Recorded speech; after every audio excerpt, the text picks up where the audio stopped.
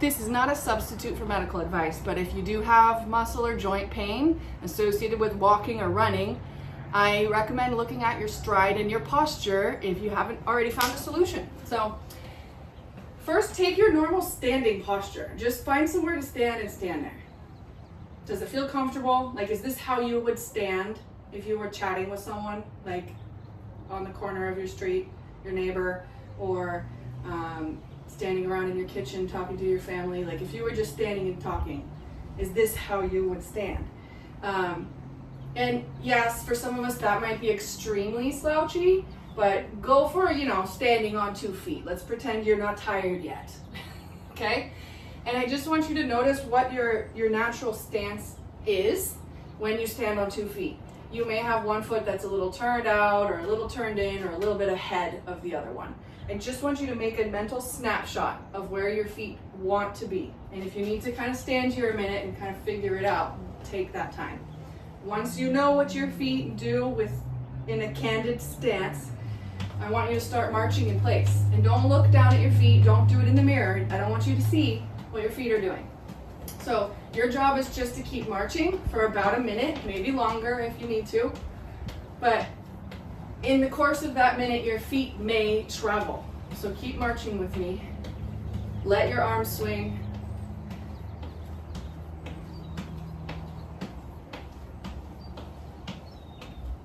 Good.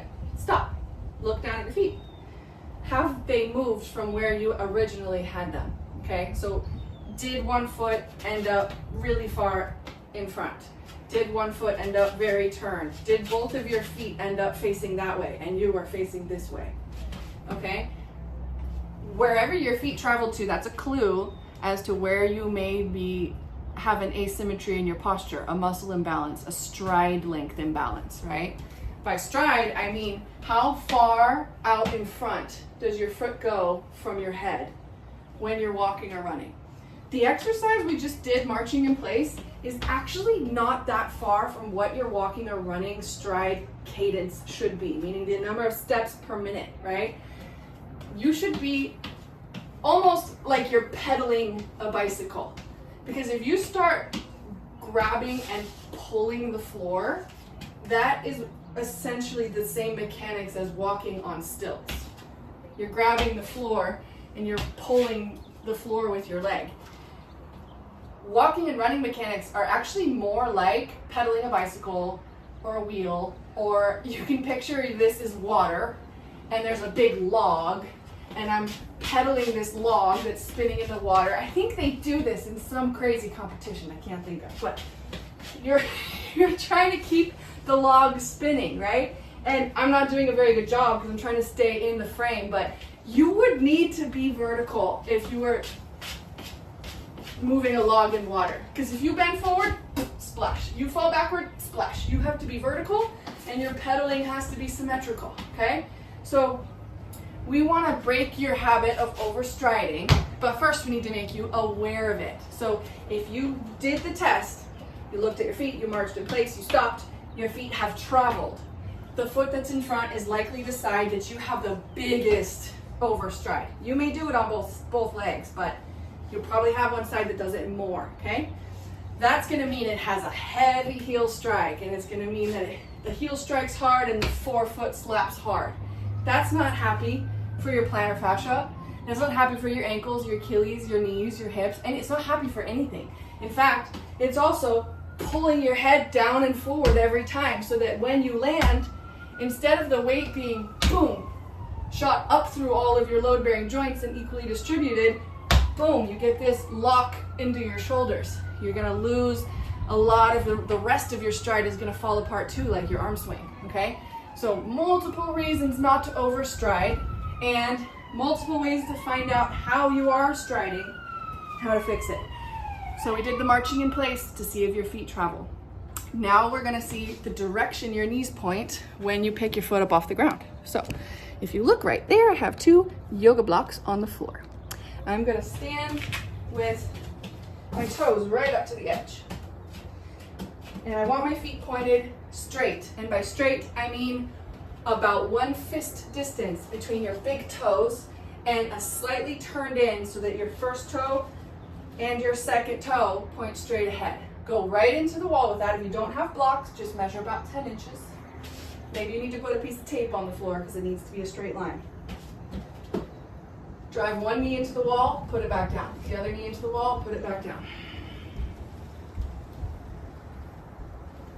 This is basically walking or running. Do a few. Keep going and start to slowly look down and notice the direction your knees point. There should be a place on the wall directly in line with your toe where that knee hits. So wherever your big toe is, that's the place where your knee is going to hit on the wall. If your knees are veering, like you may notice that like, oh, this one goes out and this one goes in. You probably also had this result when you did the marching in place, meaning like when you stopped to look at your feet, they were like both facing that way. And that's because one knee was driving this way, one knee was driving that way, and slowly you turned, okay? So we're looking for now to kind of find out what part of this overstriding is due to the direction your kneecaps point when you pick up your foot, okay? So if you've noticed feet traveling and knees pointing not straight ahead, we're gonna do an exercise to fix it. So you're gonna lay on the floor with your knees bent and your ankles flexed like this. So I have my knees bent. Oh, don't mind if I do. Heels on the ground, hands on the thighs. Press the heels into the floor and pull the heels towards your butt. You're pushing down and pulling back at the same time, but you're not actually going to move your feet. But this is the direction I'm pulling. I'm just not moving because I'm also pushing down as hard as I'm pulling back. So this is a way to flex your thigh muscles, and I want your hands on your thighs so that you know if you're doing it or not. Because there's 3 ways to know if you're flexing a muscle. You can see it. You see that? Boom, boom, boom. You can feel it. Boom, boom, boom, boom. Or you can just hear it, sense it, feel it without looking, without touching. And I can feel it. Good. So now you need to make sure that you have the same work on both legs. So whether you see it, touch it, or feel it, when you flex, is the fatigue, the sensation, the muscle movement the same on the left leg and the right leg? You have your hands here because I need you to be aware of all 3 edges of your thigh. So that means over here my pinky fingers are sensing, okay, is this side firm when I flex? My middle fingers and index are sensing, is the very top of the thigh, is that flexing?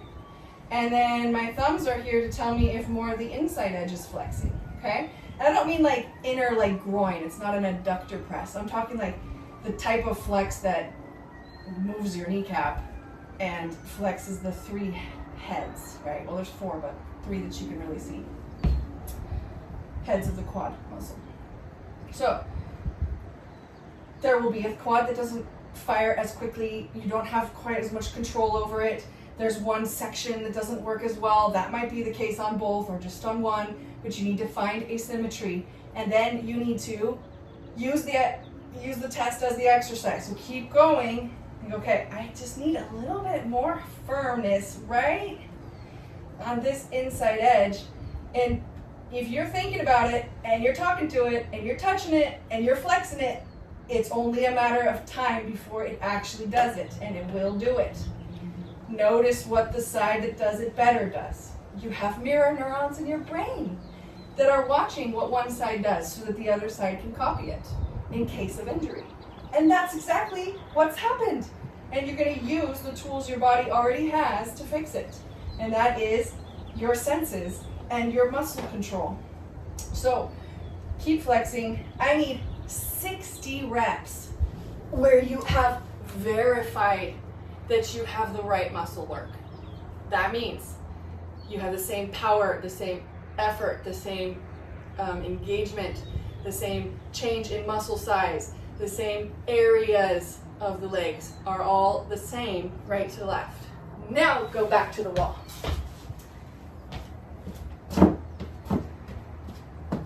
Do this again.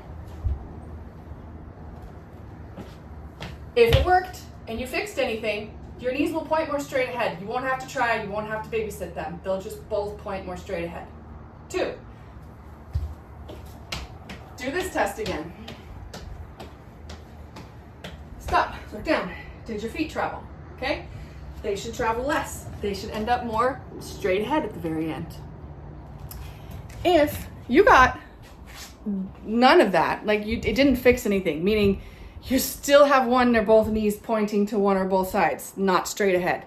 You still see one foot travel or both feet travel when you do the marching in place. Then you didn't fix anything, and I would give it 3 to 5 days of attempting those flexes of the thigh muscles, the digging the heels down and pulling back. And if at the end of those 3 to 5 days, you're like, I am not any closer to feeling that muscle, you may not have nerves there anymore, 1. And it may take a while for those nerves to grow back, which they can. And you may have to go and do some other area of your body and come back to this, because any muscle imbalance that you find and fix is helping to find and fix all of your muscle imbalance. The key to being injury resistant and having quick recovery times is having muscle connectivity in as many places as possible. If it's a muscle group you use all the time for your sport or for your exercise or for your lifestyle, you better have muscle control over those areas. But like I said, this whole stride thing, it has implications to your head position, your upper back position. So maybe your upper back is too rounded and your head is too far forward for this to do anything for you. And you may have to correct your upper back and your head position first. Maybe you have one shoulder that's extremely elevated, and then you also have one hip that's extremely elevated, right? You may have to address that before this is gonna work. But that's why I'm suggesting you only do it for 3 to 5 days, and that you insist on instant gratification, and that you insist that it does something right away. And if it doesn't, you do something else, because the body is designed to compensate. Therefore, it's designed to uncompensate. It's designed to go back to normal function when the crisis has passed. So if you're hitting a wall, it's because the body has some reason that it still needs that compensation. And it may need it because you've neglected some other area that it's compensating for, right? So think of the body as a unit. Do the test, do it multiple times if you're not sure about your results. But if you've tried it a couple times and this either is not making sense, nothing is changing, you're not getting the results, the before and after results with the knees and the feet traveling, something else. Let me know how you do in the comments, and if you have any questions or if you have a video that you'd like to request.